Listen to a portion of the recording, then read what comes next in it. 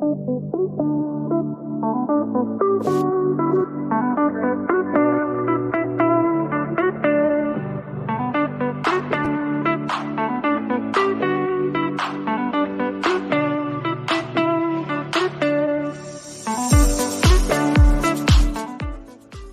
to the Chronicles of a Christian Drama Queen podcast. I am your host and the original Christian Drama Queen, Lisa Ann Schaefer, and I am glad you are here. I can promise you that I know what it's like to think like a lover of Jesus, but live like a hot mess every day. So if you can relate, you're in the right place. Everything from the craziness of homeschooling my kids to overcoming deep wounds of abandonment and abuse. I want you to stay with me, sister. I have walked down those paths, and I've got decades of healing and hope that God's called me to share. Here we go.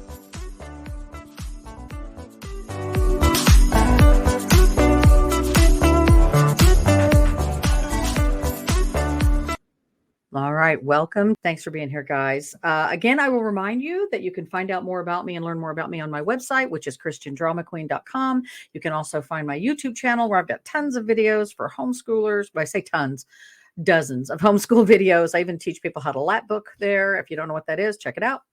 And then, of course, if you just, like I said, if you want to get to know me better, you can go to christiandramaqueen.com and do that. Share the podcast with people, folks. That's the only way that the message is going to get out there. I feel led and called by God to share what I'm sharing with you guys today and every day. But if you don't share it, then the message stops. And it's just like evangelizing. Sometimes we got to keep talking, right? You got to keep sharing, especially with those that are hurting. I feel like this is really what God's called me to do, is just kind of share a message of hope. So I'm going to start today with something that really set me off on this journey of podcasting and writing. I'm going to read to you a little bit today from the Bible study I've written. It's called Discarded. It is available on Amazon. You can share that link too if you find it. It is it's the story. It's a daughter's journey to reclaim freedom and forgive the father who left her behind. That is the subtitle of the study. And this is how I got into this. I got started podcasting simply because I felt like God was calling me to show people how they could forgive, even what seems to be impossible folks to forgive. And I want you to know that there is a way. So this particular podcast is going to be about a little piece of that journey. And so I want to share that with you guys today. I remember my father left when I was 2, not quite 2 years old. He and my mother got divorced. It kind of set me off down this road of mistaking the attributes of God, not understanding what a heavenly father was like, because I really didn't have an earthly father to compare fatherhood to. And so this is just one of the stories that I tell in the Bible study that was part of the journey as a discarded daughter. You can also find me on Facebook under Discarded Daughters. I have a group of people there that they would kind of help me write the Bible study when I was doing that, started that last year. So please, look me up. I'm absolutely authentic, and what I'm sharing with you guys is me. Okay. But this was a lot of bad decisions in life and a lot of healing that needed to happen, a lot of forgiveness, both for me and from me. And so today what I'm going to talk about is drama queens like me feel needy. I was very needy. I remember my grandmother always kept her house too warm. And this vivid memory still causes my face to get warm, red, flushed with emotion. But here it goes. When I was maybe 4, my mother became engaged to a man. His name was Walter, and he was a naval officer. He was good looking, I guess, and he seemed like a giant to me. My little 4-year-old mind just looked up at him and saw greatness. He was just a big man. Looking back, he seemed like a decent guy. We discovered a few months later that he had some unexposed baggage of his own to deal with, probably material for the next journey I write about. But anyway, I remember vividly sitting on his lap at a family gathering the evening that he and my mother announced their engagement. The living room was really very small, probably, 14 by 18. It was full with my grandparents, my baby brother, my mother, a few other relatives surrounding us. I remember those shiny, waxy, polished wooden side tables and coffee tables with just a spattering of heavy glass coasters here and there. A few cans held beer, and several were just topped with soda cans and glasses of iced tea. And this was before we knew the dangers of secondhand smoke, and my grandfather and my aunts were all smokers. My grandmother was not.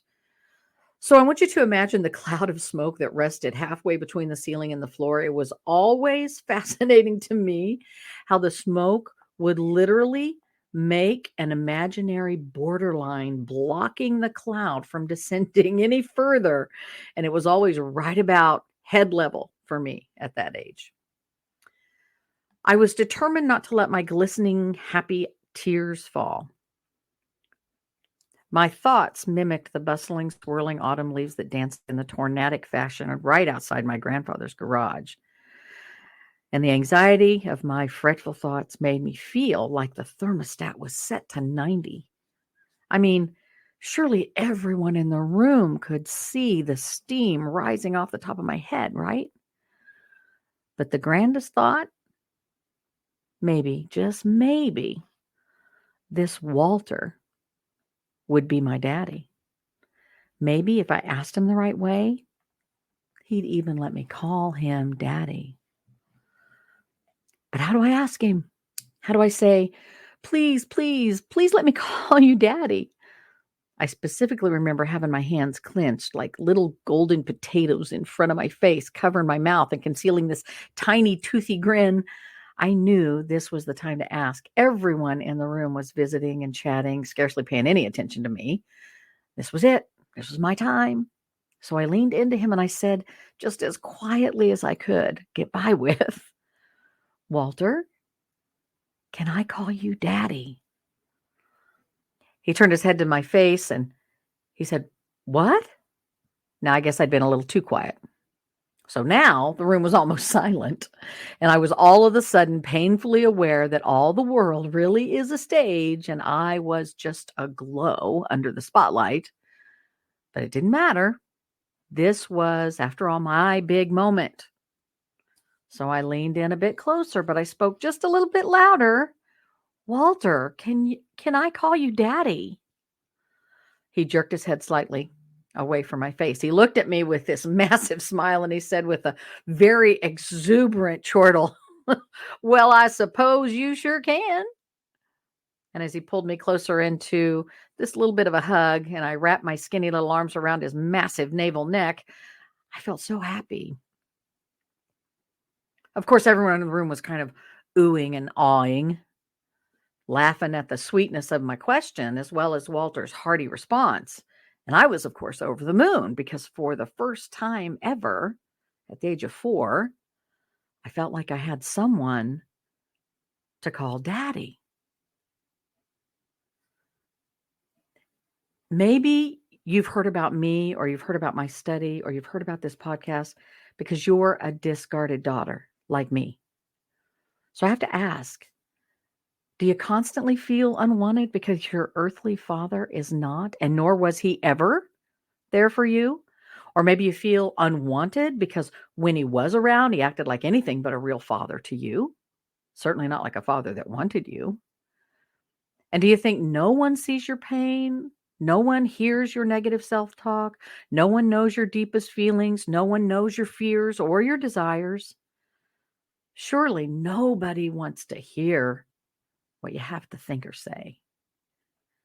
So have you told yourself you're invisible? Or maybe you just wish you were? Have you convinced yourself there must be something wrong with you because daddy left? Or worse, for some of us, because he stayed? Have you told yourself that it's useless and there is no hope for you?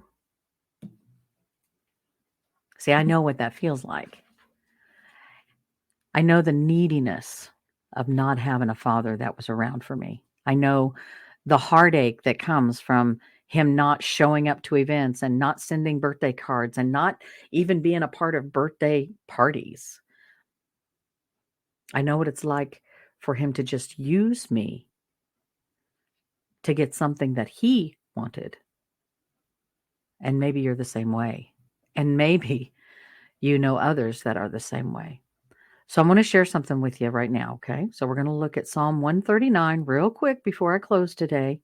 And we're going to look at the 1st through the 18th verse, okay? So I'm just going to read this to you as soon as I get to the top, okay? So, you have searched me, Lord, and you know me. And you know when I sit and when I rise, you perceive my thoughts from far away. You discern my going out and my lying down. You're familiar with all my ways. Before a word is on my tongue, Lord, you know it completely. You hem me in behind and before, and you lay your hand upon me. Such knowledge is too wonderful for me, too lofty for me to attain. Where can I go from your spirit? Where can I flee from your presence? If I go up to the heavens, you're there. If I make my bed in the depths, you're there. If I rise on the wings of the dawn, if I settle on the far side of the sea, even there your hand will guide me and your right hand will hold me fast. If I say, surely the darkness will hide me and the light become night around me, even the darkness will not be dark to you. The night will shine like the day, for darkness is as light to you. You created my inmost being. You knit me together in my mother's womb. And I praise you because I'm fearfully and wonderfully made. And your works are wonderful. I know that full well. My frame was not hidden from you when I was made in the secret place. And when I was woven together in the depths of the earth, your eyes saw my unformed body. All the days planned for me were written in your book before there was even one of them. How precious to me are your thoughts, God. How vast is the sum of them. If I were to count them, they'd outnumber the grains of sand. When I awake, I'm still with you. Sister, those times when we feel needy, it's because we feel disconnected or missing from the vision of God. But he sees you and has seen you from the very beginning, before you were formed, before days were written for, before you experienced daylight. He saw you in the depths. Christian drama queen, are you needy? And if you are, can you understand that your Heavenly Father wants to be the one that you count on as your daddy? Think about it. If you want to know more about me, it's very, very easy. Just find the YouTube channel at Christian Drama Queen, or you can go to my website, christiandramaqueen.com. If you want to know more about the Bible study, you can shoot me an email at lisa@christiandramaqueen.com. And of course, it's available on Amazon. Discarded by Lisa Ann Schaefer. There's also an undated planner that goes with that. It kind of keeps you on track. Listen, have an amazing day. And remember, you know I love you.